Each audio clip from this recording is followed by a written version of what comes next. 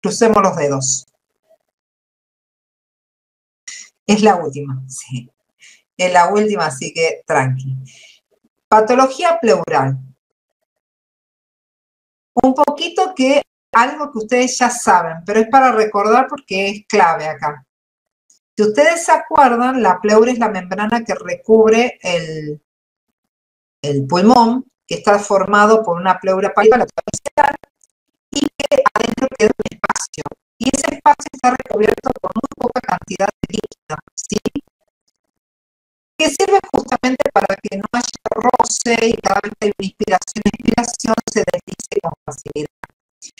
Y otra cosa que ustedes ya lo saben por oficio es que la presión que hay adentro de ese espacio pleural tiene que ser negativo, ¿sí? Cuando estamos ante un estado de reposo, el valor promedio porque acuérdense que depende si está en la base, en la parte media, en la punta, por eso digo promedio, es de menos 5 centímetros de agua. Si se acuerdan en fisio, habíamos visto que cuando hay una inspiración, la presión pleural se hace todavía más negativa. De menos 5, menos 4, se va a menos 8.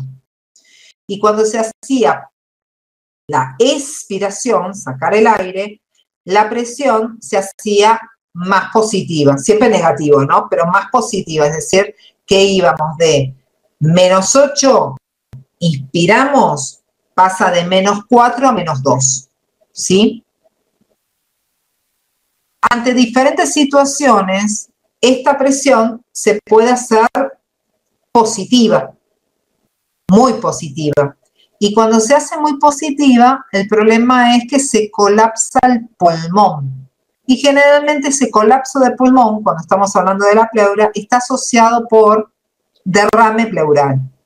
Vamos a ir viendo que puede ser ese derrame de tipo inflamatorio, puede ser por derrame de líquidos o puede ser por aire. Y ahí tienen los diferentes tipos. Cuando estamos ante un proceso inflamatorio, se llama pleuritis. Antiguamente se denominaba también pleuresía. Se los digo porque por ahí lo leen, lo escuchan, para que sepan que es la pleuritis. Cuando se acumula líquido, se llama derrame pleural. Y cuando se va acumulando aire en ese espacio, se llama neumotórax. Vamos con la pleuritis. La pleuritis significa, fíjense, termina en itis, eso ya saben que significa inflamación de la pleura. La pleura que se inflama es la pleura parietal, o sea, la de la pared, la externa. Y esa es la que tiene inervación sensitiva. Por eso, cuando una persona tiene dolor pleural me refiero, se asocia por la irritabilidad de la pleura parietal. ¿Está bien? Entonces, toda persona que tiene una pleuritis tiene dolor pleural, que es un dolor agudo, muy fuerte. Y las pleuritis se asocian con algo que vimos hoy, que son las neumonías. O sea, es bastante común que una neumonía se complique con una infección de la pleura. ¿Bien? Clínicamente, cuando hay una pleuritis, el dolor es de inicio brusco, súbito, aparece súbitamente quiere decir de golpe. Unilateral, o sea, afecta el lado donde está la neumonía. ¿Está bien? Y el dolor se hace todavía más agudo cuando la presión, o sea, cuando hay una inspiración. ¿Por qué? Porque la presión ahí se hace todavía más negativa. Entonces, eso es lo que genera un estiramiento que provoca más dolor durante la inspiración.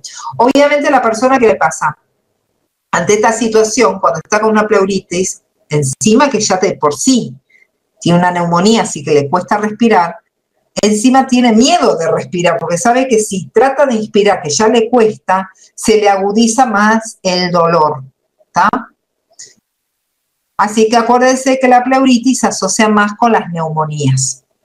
Vamos con los derrames ahora. Les dije que los derrames es la acumulación en el espacio pleural del líquido, en la cavidad pleural. Hay diferentes tipos de líquidos que se pueden ir acumulando. Esta es una. Hidrotórax, que es cuando se empieza a acumular líquido, un líquido de tipo ceroso, tipo transparente, más bien claro. Este hidrotórax puede ser de un solo lado, puede ser de los dos lados, uni o bilateral.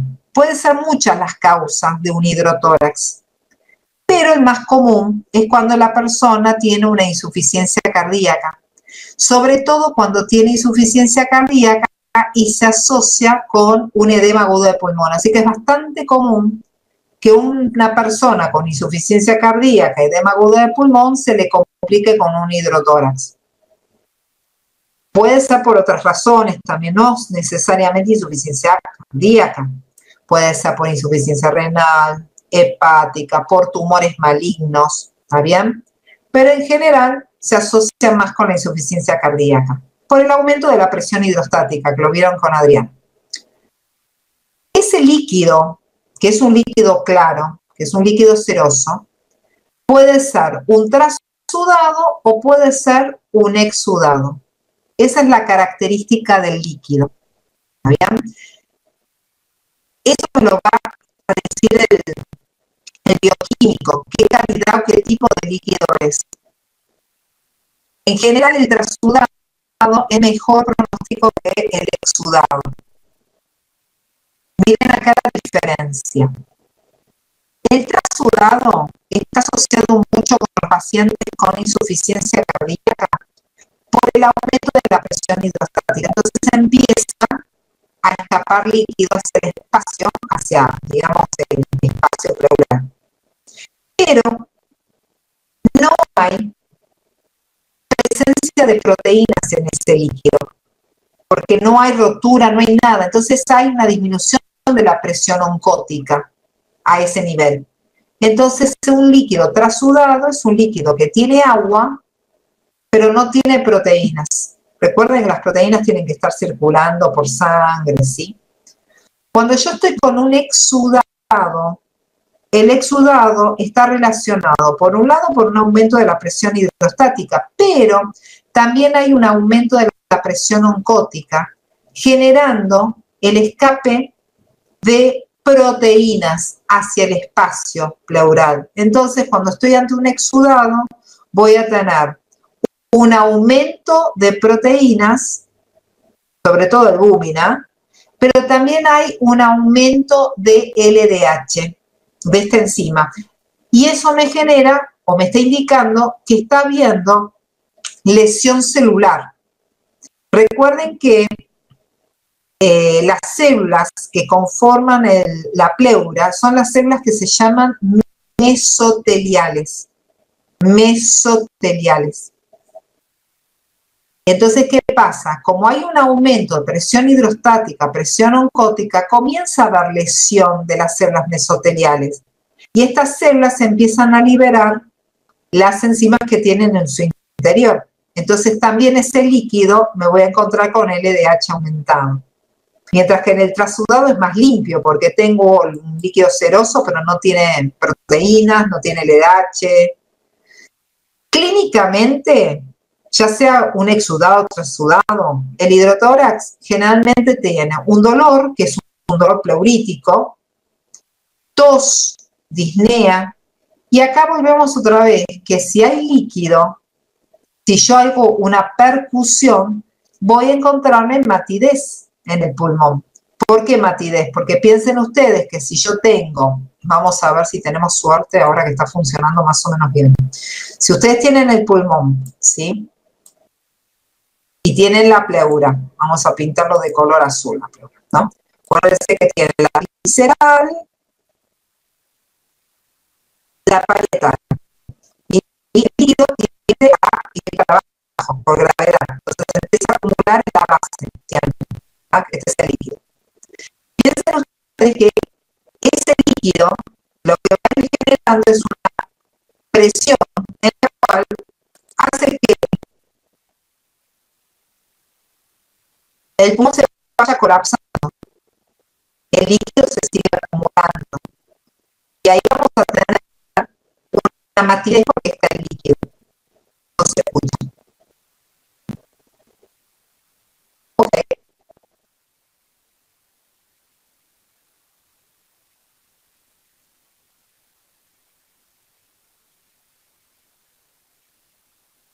Estaba diciendo que se va acumulando el líquido acá. Por gravedad, el líquido siempre va a estar en la base. Según la cantidad de líquido, va ascendiendo y va comprimiendo el parénquima pulmonar. Entonces, el líquido, que es algo que acá va a estar sólido, porque está contenido, tipo en una bolsa, va a escucharse mate. Hay una matidez, igual que en la neumonía. Otro dato que me sirve es la placa radiográfica. Una placa radiográfica común, simple. Se pide una placa radiográfica siempre de frente y perfil. Siempre. Porque por ahí de frente no se puede ver bien el derrame y necesito una placa de perfil. ¿Está bien? Para que yo pueda ver la acumulación de líquido en la placa radiográfica, tiene que haber por lo menos 100 mililitros de líquido acumulado. ¿Está bien? En posición vertical, o sea, el paciente tiene que estar parado para que yo lo pueda ver. ¿Sí? 100 mililitros. Para que ustedes recuerden más o menos la cantidad de líquido que hay, es muy poquitito, 25 mililitros, es lo normal. Ya cuando hay 100 o más, se puede observar una placa radiográfica. Y la ecografía y la tomografía va a ser de utilidad, sobre todo para que, como tener una guía, porque yo voy a tener que sacar el líquido. Entonces necesito realizar una punción. Entonces, para no hacerlo al azar, se hace con ecografía y si tengo una tomografía, mejor, porque es más preciso, es más sensible. ¿Bien? Entonces se va a sacar ese líquido. Entonces ya saben lo del hidrotórax. Acuérdense del trasudado y exudado. Acá están las causas más comunes. No me interesa que sean toda la lista de memoria, no tiene sentido. Pero el trasudado, acuérdense que es la que tiene un líquido seroso, no tiene proteínas. Causa más común, insuficiencia cardíaca. Ven que les dice falla del ventrículo izquierdo. Ya sé que me fui, no empiecen a preguntar porque sé que me fui.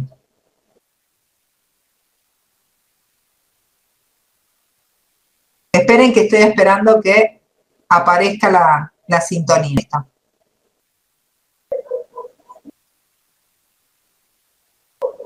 Ahí está. Entonces, vuelvo otra vez. Les decía, trasudado, líquido, no tiene proteínas, ¿sí? Sí, también, Patricio, también lo escuché eso. Causa más común. Esto es lo que me interesa, chicos. La causa más común es la insuficiencia cardíaca izquierda, ¿ok? Eso es lo que me interesa. Después hay otras causas, ¿sí? Pero la causa más común es esta, por lo menos ahora para que lo asocien. Y el exudado, acuérdense que el exudado es líquido más proteínas, más ciertas enzimas por la rotura, así que es más grave. La causa más común, TBC, tuberculosis, puede ser por tumores malignos, que también hay que tomarlo en cuenta, y si hay derrames paraneumónicos. Estos derrames paraneumónicos es cuando se asocia con las neumonías. Eso significa derrames paraneumónicos, cuando se asocian con neumonías. Porque la neumonía es algo que puede agravar todavía más. Aparte de la pleuritis, puede haber hidrotórax. Muy bien. Empidema. Otro concepto de ya se lo dije. Porque dije que era una complicación de las neumonías, que es la infección de la cavidad pleural. O sea, en palabras criollas, pus en la pleura, en el espacio pleural. ¿Sí? Si ven que me voy, chicos, se ve rojo, les aviso. Acá, el líquido, piensen ustedes que le estoy diciendo es pus. Así que hay un líquido sucio, o sea, si hacen la punción, el bioquímico va a recibir una cosa más lechoso, blanco, no transparente, y cuando lo analicen, porque van a hacer el análisis físico-químico, o los bioquímicos hacen eso, van a ver que van a tener glucosa, va a haber proteínas, va a haber LDH, va a haber leucocitos, va a haber células, obviamente desprendimiento, ¿no es cierto?, de las células mesoteliales, y el pH tiende a ser más bien ácido, ¿está?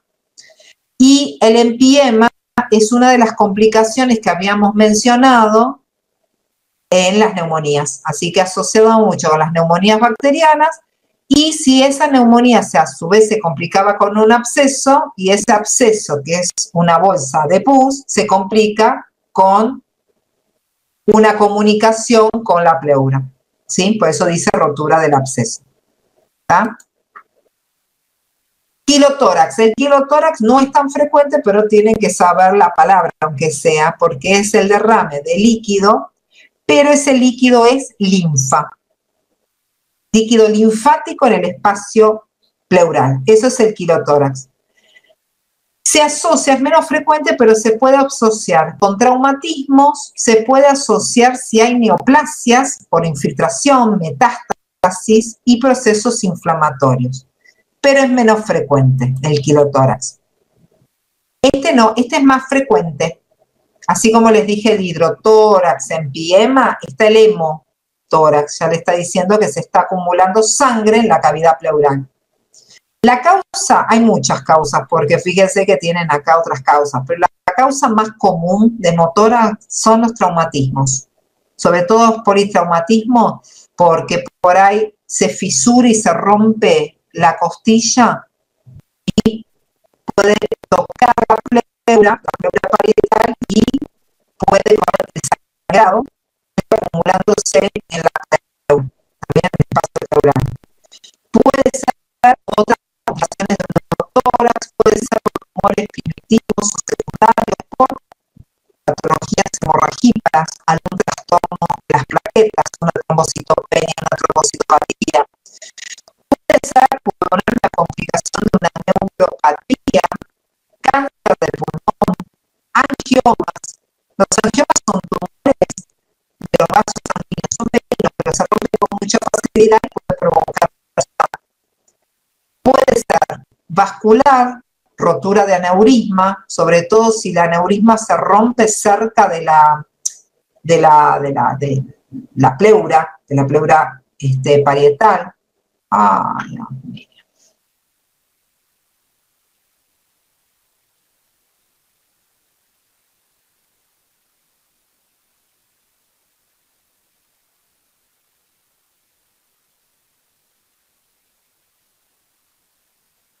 Buah, sigamos.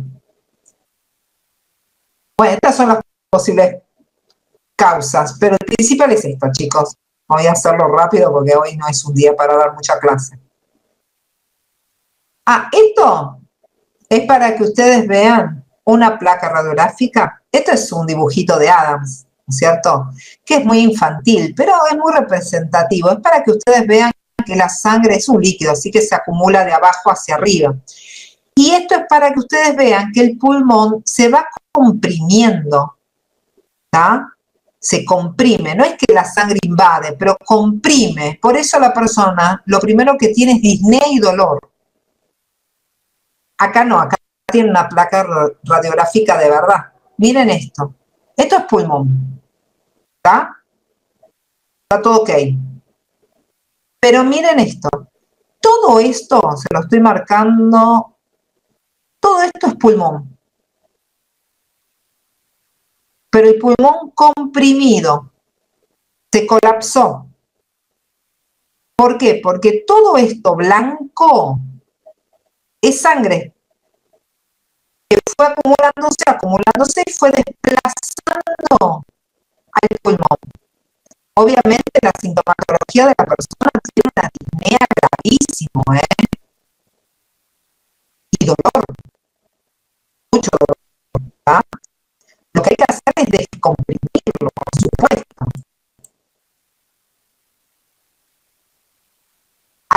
en el cuadro clínico, miren, sintomatología, por si no me escuchan, lo pueden ir leyendo.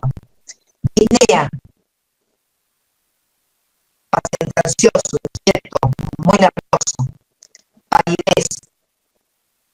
Estamos hablando de la pleura, dolor pleurítico. Algunas veces el colapso es tan rápido que piensan que es un infarto, ¿eh? Muchas veces se confunden con infarto. Taquicardia y como, claro, tiene pérdida de sangre, hipotensión arterial. Excursión respiratoria disminuida. Excursión respiratoria quiere decir movimientos respiratorios disminuidos. No sale el aire, así que las vibraciones vocales, el aire no está pasando por las cuerdas vocales. Vibraciones vocales disminuidas. Murmullo vesicular, que es el movimiento de aire en los pulmones, está disminuido, no está disminuido. Y hay sangre en la pleura. Entonces, al hacer la percusión, mate, ¿sí? Como habíamos dicho de las neumonías, con el hidrotórax, ¿sí? Hay líquido que está ocupando un espacio, así que va a ser mate. Complicación inmediata, el peligro de estos pacientes depende de la hemorragia que se está generando, ¿no es cierto? El hemotórax.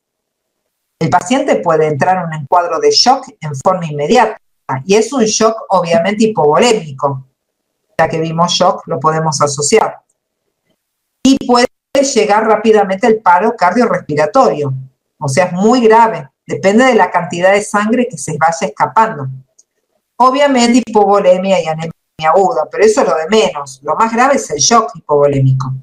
Y después puede haber complicaciones tardías que generalmente se asocia con la cantidad de sangre. Por ahí no se escapó tanta sangre, pero no se pudo sacar toda la sangre. Entonces quedan las complicaciones más tarde. Por ejemplo, que adentro del espacio pleural se vaya organizando el coágulo. Entonces medio que el coágulo se fibrosa. Por eso dice fibrotórax. O que se infecte. Entonces puede ser que tenga sangre que se le agregue un empiema. O sea, acumulación de sangre más el pus, material purulento.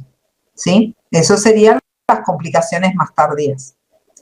Tratamiento, todo depende de la cantidad de líquido que se está acumulando en el espacio pleural y el estado cardíaco y respiratorio que tiene el paciente. Así que va a depender mucho de eso. Si el paciente está estable y la cantidad de sangre que hay es por debajo de 500 mililitros, por debajo de 500 mililitros, se puede observar, se considera que es leve, se puede observar cómo va evolucionando el paciente y mientras vamos evaluando, se le hace una toracocentesis. Una toracocentesis significa que se hace una punción, se extrae el líquido, en este caso la sangre, y una vez que ya extraje la sangre, le saco el catéter, lo saco y ya está. Y lo voy observando. Esto es la toracocentesis. Si el caso es moderado o avanzado, significa que el líquido que se acumula es más de 500 mililitros. Y obviamente el dolor va a ser más importante y va a estar más descompensado el paciente. Entonces ahí lo que se hace es hacer un drenaje pleural endotorácico. Y lo que se hace es colocarle, se hace una punción, se coloca un catéter y se deja el catéter. Esa es la diferencia de la toracocentesis. La toracocentesis, le hago la punción, le pongo el catéter, saco, extraigola y después le saco ese catéter. El drenaje pleural endotorácico, no. Lo que hago es colocar un catéter y le dejo el catéter. Y ese catéter, acuérdense que el líquido se acumula abajo, es de abajo hacia arriba, como se va acumulando. Entonces lo tengo que colocar ese catéter en el quinto, lo tienen acá, en el quinto espacio intercostal. en la línea media axilar. Piensa donde tienen la axila, al costado, no enfrente, al costado. Y mientras se va extrayendo, acuérdense que les dejo el catéter porque hay mucha cantidad de sangre, entonces no es que sale todo de golpe. Y hay que ir midiendo la cantidad porque lo puedo descompensar. Entonces por eso tengo que dejar el catéter, tengo que ir controlando la cantidad de sangre que va saliendo. ¿Está bien? ¿Por qué pones eso, Juan Cruz? No entiendo.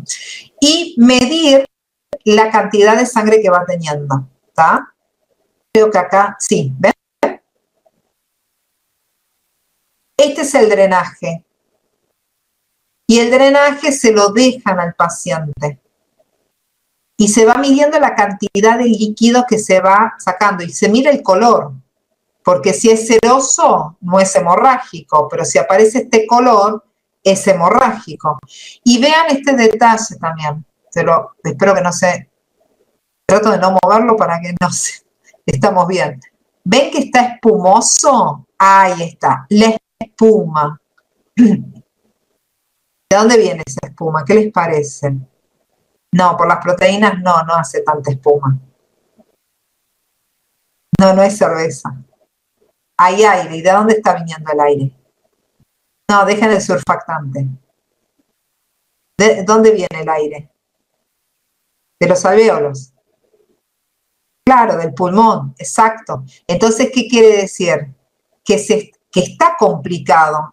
Puede ser una fístula, exactamente, ¿entienden? Por eso este paciente lo tengo que tener conectado, ¿entienden? Porque esto no estoy sacando líquido nada más, estoy sacando líquido, pero también estoy viendo espuma, ¿está? Y la espuma viene del aire, está diciendo, está viniendo de los pulmones, ojo, ¿está bien? Por eso se los pongo. Y fíjense que esta sería la línea media, el costado, este sería el brazo del hombre. Esta sería la región axilar. Y se coloca en el quinto espacio intercostal, ¿eh? Está claro porque en el neumotórax se coloca más arriba, por eso. Acá tienen el neumotórax. Neumo, aire. ¿Sí? Quiere decir que es la presencia de gas en la cavidad pleural, que puede ser por varios motivos, ahora lo vamos a ver, ¿sí? Pero algo que piensen ustedes, el aire, en primer lugar, tiende a ir de arriba para abajo o de abajo para arriba, por una cuestión de lógica.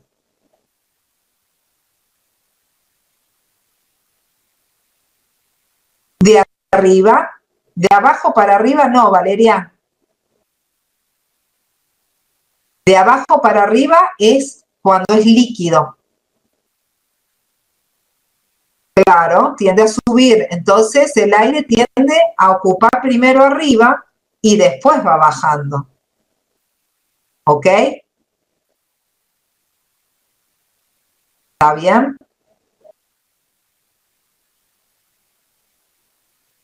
Se genera un desplazamiento, pero muy rápido, de los pulmones. Se colapsa rápidamente el pulmón, ¿sí? Pero se colapsa. Ahora van a ver lo que pasa cuando se colapsa, porque se colapsa rápidamente. Ahora van a ver. Hay varios tipos de neumotórax. Uno de ellos es este neumotórax que ven acá, neumotórax espontáneo. El neumotórax espontáneo, no, esto no. Ahora te explico lo que le pasó a Pérez Volpin. Ahora, dame un minuto. El neumotórax espontáneo ocurre sin mecanismo de puerta de entrada del aparato torácico. Repito, sin mecanismo de puerta de entrada de la pared torácica y sin compromiso hemodinámico. ¿Está? Hay dos tipos de neumotórax espontáneo, el primario y secundario. El primario se genera generalmente en los ápices pulmonares. Los ápices son las puntas de los pulmones, ¿sí? Generalmente cuando se produce el neumotórax espontáneo, se da en gente joven, pico promedio 20, 25 años, sanos, altos, delgados, afecta más a hombres, ¿está bien? Y se debe por la presencia de unas ampollitas que ahora les voy a mostrar que se llaman bullas subpleurales.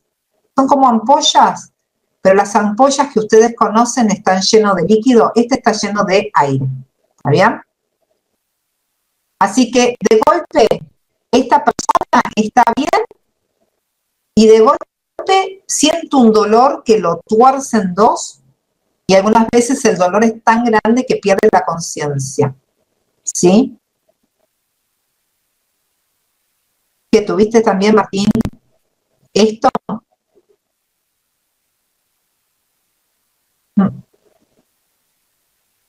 Ah, porque soy gordito y bajo. Ah, bueno, está bien, viste, zafaste de esta, ¿sí? En secundario, ya es otra historia porque si bien no hay una puerta de entrada,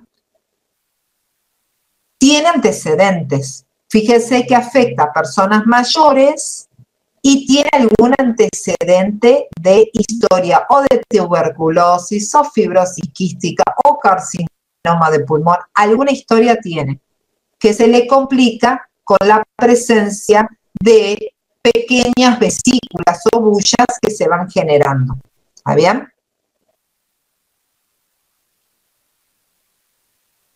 Acá está. Las bullas, ven que les digo, se forman más que nada, porque como el aire tiende a subir, las bullas o estas vesículas se forman más en los ápices, en la punta de los pulmones. Acá tienen las bullas, ¿ven? Se encuentra a nivel subpleural, o sea, por debajo, ven, como pequeñas vesiculitas. Las bullas son un poquito más grandes y las vesículas son chiquititas, pero uno al lado del otro. Esa es la diferencia, ¿eh? Esto es un dibujo, pero esto, a través de un estudio que se hace a través de una toracoscopía, se ve, ¿ven? Estas son las bullas, ¿ven? Que parecen una ampolla, pero repito, esta ampolla, en vez de tener líquido, tiene aire. Entonces puede estar así toda la vida. Pero el problema es cuando estas bullas se rompen. Al romperse, permite que el aire fluya en la pleura y se hace un desastre. Un desastre. Porque algunas veces no es que tienen una bulla, ese es el problema. Algunas veces tienen muchas bullas. ¿Está bien? Cuando se rompen las bullas, produce un dolor del lado donde se rompió la bulla, por eso dice ipsilateral. El dolor es muy fuerte, tiene una disnea muy marcada y comienza a haber un aumento de la frecuencia respiratoria. Y algunas veces ya les dije, pierde la conciencia por el intenso dolor, ¿sí?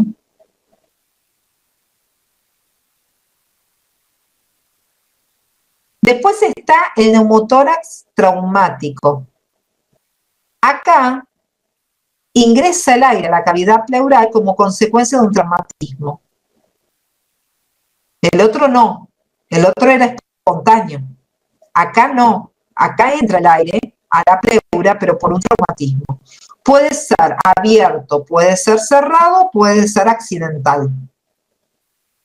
Abierto es cuando hay un trauma penetrante del tórax. Por ejemplo, un cuchillazo.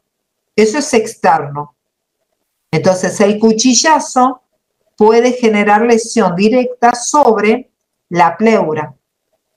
Y aunque les parezca mentira, lo que hay que hacer es dejar el cuchillo y no sacárselo hasta llegar a la guardia.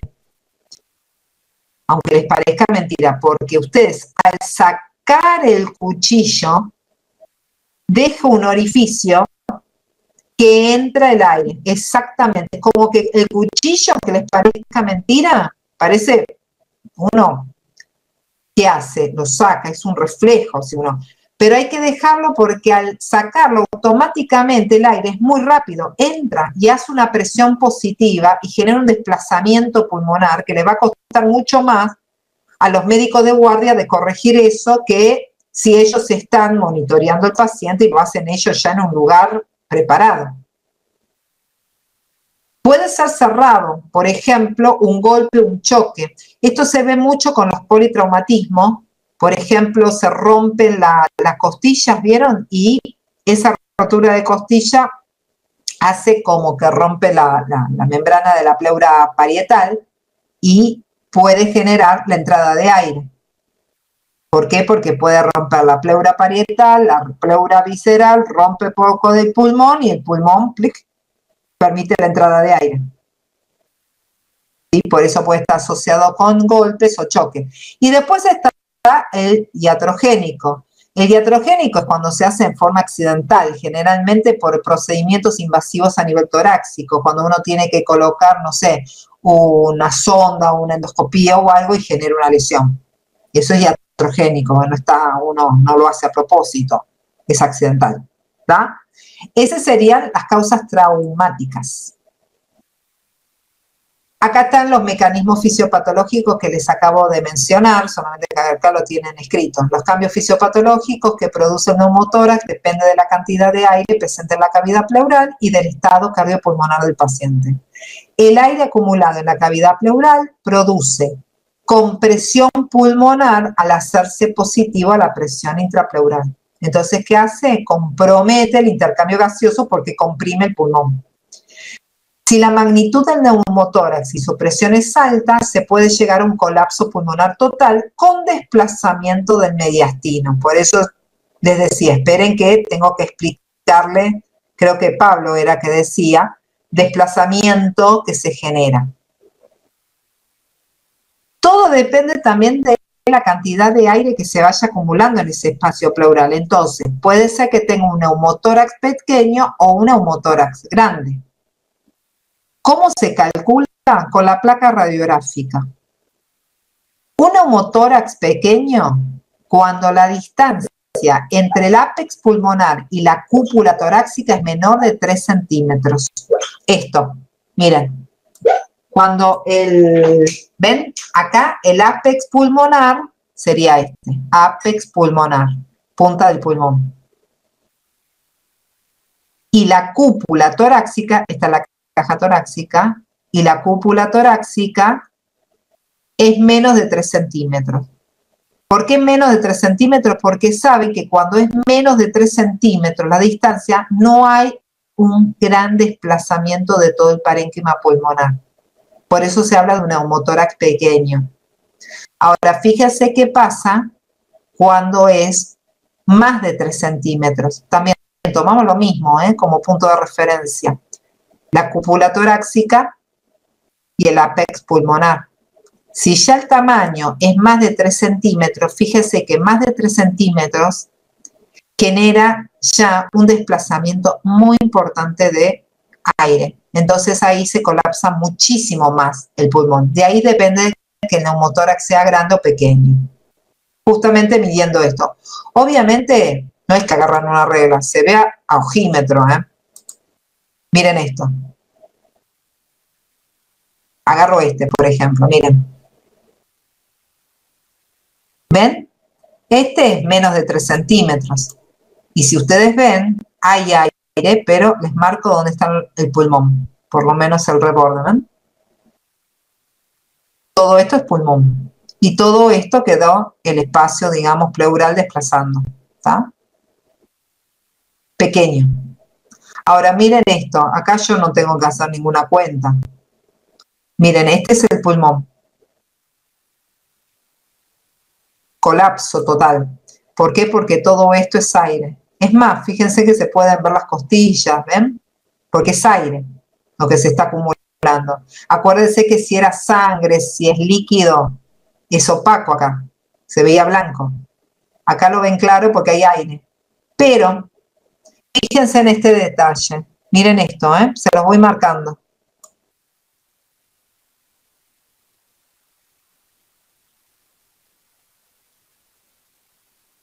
Esta es la tráquea. ¿Qué quiere decir? Que hay un desplazamiento del mediastino y me está desplazando la tráquea. Fíjese esto, tomo como punto de referencia esto que es la columna vertebral. ¿Ven? La columna vertebral y la tráquea tienen que estar prácticamente paralelos. Eso es lo que estaba hablando sobre el desplazamiento del mediastino. Quiere decir que se produce un desplazamiento no solamente del pulmón, sino de todas las grandes estructuras que hay en el mediastino y puede comprometer inclusive el pulmón de al lado.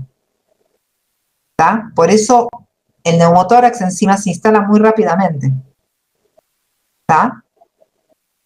Me voy para atrás otra vez, que quería mostrarles eso de los centímetros. ¿Cuáles son los síntomas? Dolor, es un dolor torácico muy agudo, de tipo pleurítico. Vuelvo a repetir, ¿se puede confundir con un infarto? Sí, se puede. Disnea. Tos seca de tipo pleural, puede haber pérdida de sangre, hemoptisis y obviamente fatiga. Taquicardia, taquipnea, hipopnea, cianosis y aleteo nasal, porque cuesta sacar el aire, son los signos más marcados, ¿sí? Y acá tienen el neumotórax a tensión. Este neumotórax a tensión es lo que ocurre con la ventilación mecánica o con el refuerzo de reanimación. ¿Tá? Acá es donde yo me meto lo que le pasó a la periodista de Pérez Volpin, que no sé quién me preguntó, Lilian. Pasó esto, ¿tá? Algo muy grave, muy terrible, ¿está bien? Fíjese que generalmente el neumotórax a tensión ocurre con la ventilación mecánica, por eso el año pasado, cuando estábamos con la historia del COVID y necesitaban médicos que supieran utilizar y realizar la mecánica justamente respiratoria, viene por esto, porque si no lo sabían hacer, se podía generar una complicación de neumotórax a tensión. Por eso decían, no lo puede hacer cualquier médico, lo tenían que tener ya capacitados, o por lo menos enseñarles y capacitarlos, y no es que se capacitan 24 horas, ¿está? O cuando hay refuerzos de reanimación, ¿sí? Fíjense acá, el tipo de neumotórax, el de tensión, pone en peligro de vida al paciente y se debe hacer un manejo rápido e inmediato para poder salvarse al paciente. La presión intrapleural va a exceder la presión atmosférica, o sea, voy a tener mucha mayor cantidad de presión y es una presión positiva, ¿está bien? Va a ser mayor a la atmosférica. Durante la inspiración entra el aire, pero en la expiración no puede salir el aire que queda acumulado en el espacio pleural, ¿sí? Entonces, cuando se produce la inspiración, piensen ustedes que cuando se hace la mecánica o la ventilación mecánica, la mecánica respiratoria, se genera una presión de oxígeno muy alta. Va a depender siempre de los gases en sangre y la saturación de los gases, así que va variando eso también. Entonces, ¿qué pasa? Cuando se genera un aumento de la presión, ese aumento de la presión, cuando está excedido, obviamente, lo que puede llegar a hacer es que el oxígeno llegue, se rompa y llegue al espacio pleural, produciendo una acumulación muy rápida en el espacio pleural y por ende un colapso del pulmón rápido. Y eso genera un desviamiento de la tráquea con todo lo que compromete al mediastino. Cuando se expira, en la expiración, por el juego de presiones, se cierra esa fístula, ese caminito por donde entró ahora no puede salir, se cierra y queda acumulado ese aire, en la cual se hace una presión súper positiva. más 30, más 40, más 50 y se sostiene. Entonces eso es lo que genera el colapso, desviación de la región del mediastino y afecta el pulmón del lado también contrario. Y piensen ustedes que en el mediastino está el corazón, así que también lo afecta, ¿sí? Entonces, la persona presenta de golpe, porque todo esto es agudo, acuérdense que es medio iatrogénico esto, disnea severa, no hay murmullo vesicular, que quiere decir que no hay movimiento de aire en los pulmones, hay un trastorno, una descompensación hemodinámico, paciente está hipotenso, la tráquea porque afecta el mediastino, la tráquea se desvía hacia el lado contrario y obviamente afecta toda la región mediastinal, ¿está? Justamente la Pérez Volpi lo que hicieron, bueno, fueron varias las cosas que hicieron mal, ¿no? Uno, cuando le hicieron, evidentemente el estudio que le hicieron del esófago no estaba bien, no habían revisado la máquina. Entonces, siempre que se hace una endoscopía esofágica, se tiene que generar una presión. Esófago estoy hablando ahora, ¿eh? Una presión. Aparentemente, la presión que se generó, una presión de aire, para que se dilate y pueda pasar fácilmente y pueda ver, se excedió. Al excederse, rompió el esófago. Y al romper el esófago, entró aire. Y al entrar aire se generó un enfisema, pero un enfisema mediastinal. No sé si me entienden. Entró aire, pero en el mediastino. ¿Está bien? Sí, fue agudo. Digamos que por suerte estaba durmiendo. O sea, no sintió nada porque estaba dormida, porque estaban haciendo una endoscopía. Todo esto se agrava porque había una anestesióloga y la anestesióloga no tuvo mejor idea que enchufarle oxígeno. La remataron 2 veces en realidad, ¿sí?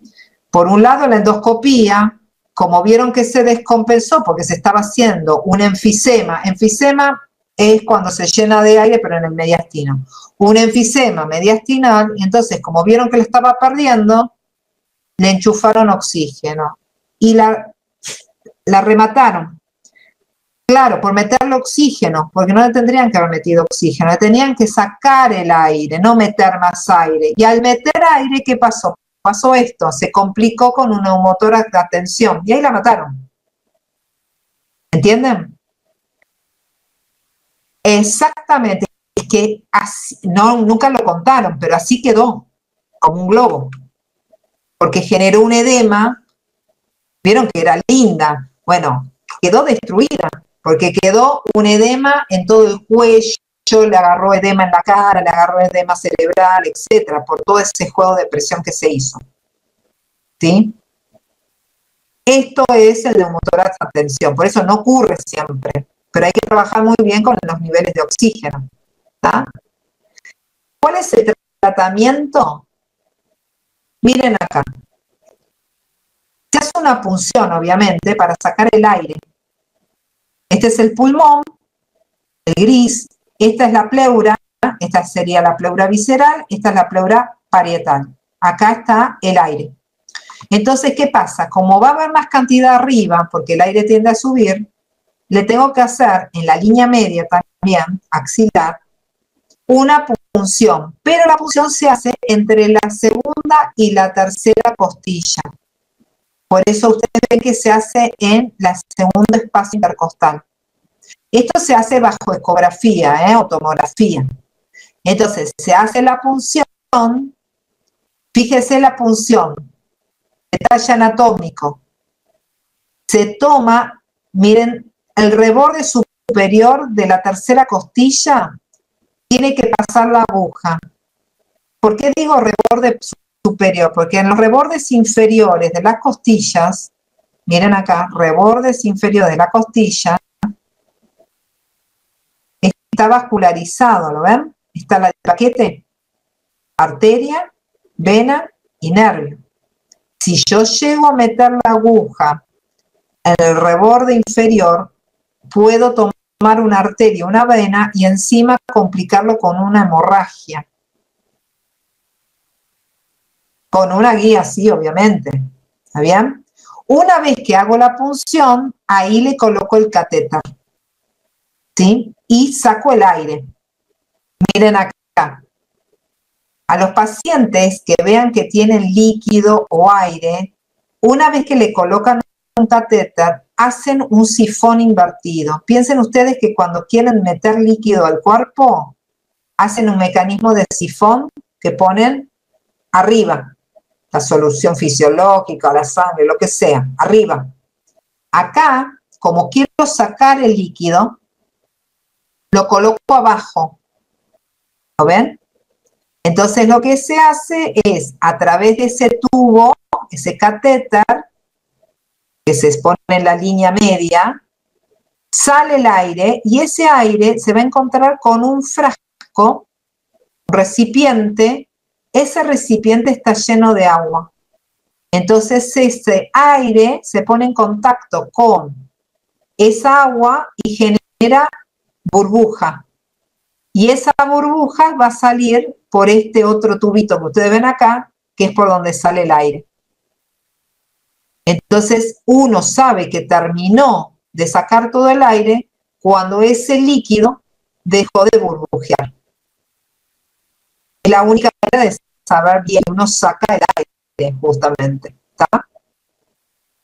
Y por eso el paciente tiene que estar internado. ¿Está? Claro. Y acá tiene un simulador de neumotórax. Entonces, fíjese, por un lado se coloca esa sonda para ir sacando el aire. Pero si ustedes ven, cuando una persona tiene muy comprometido con colapso pulmonar y sobre todo desviación del mediastino, tenemos que volver a colocar los órganos en su lugar, ¿sí? Entonces lo que se utiliza es este sistema que se va monitoreando el paciente lentamente para ver si se puede ir desplazando pulmón mediastino hacia el eje central del cuerpo. ¿Está bien?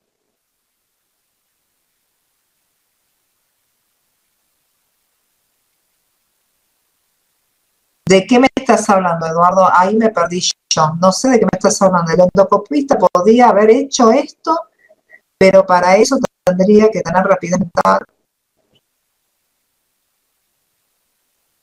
El endoscopista, a ver, el endoscopista primero tendría que haber probado el aparato, porque lo tienen que probar antes de usarlo siempre, cada paciente. Primero, que no, evidentemente no lo hizo, porque salió un chorro de aire que no tendría que haber pasado. Y segundo, lo que no tendrían que haber puesto, pero ahí la culpa, por eso también está el anestesista, que en vez de sacarle aire, le pusieron oxígeno, o sea, la remataron. Por eso ya estaba media muerta con esto del endoscopista meterle el aire, pero encima meterle más aire, ¿qué les parece?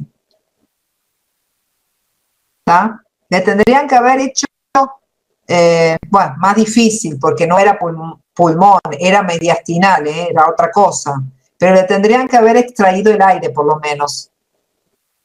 No sé si lo hubieran salvado igual, pero bueno, porque es muy grave lo que les digo, porque una cosa es un neumotórax a tensión y otra cosa un edema a nivel del mediastino, son dos cosas diferentes. No es tan fácil de corregir.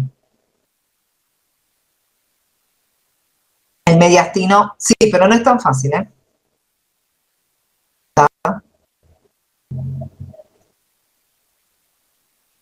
Es que el cirujano torácico mucho no podía hacer, tenían que sacar el aire. Eso era lo que tenían que hacer. Sacar aire. Hacer esto. Esto tendrían que haber probado. Por lo menos. Haberle metido una sonda acá y tener que sacar aire. ¿Ah? Porque el cirujano torácico, ¿qué te puede hacer? Va a hacer lo mismo, sacar el aire. ¿Ah?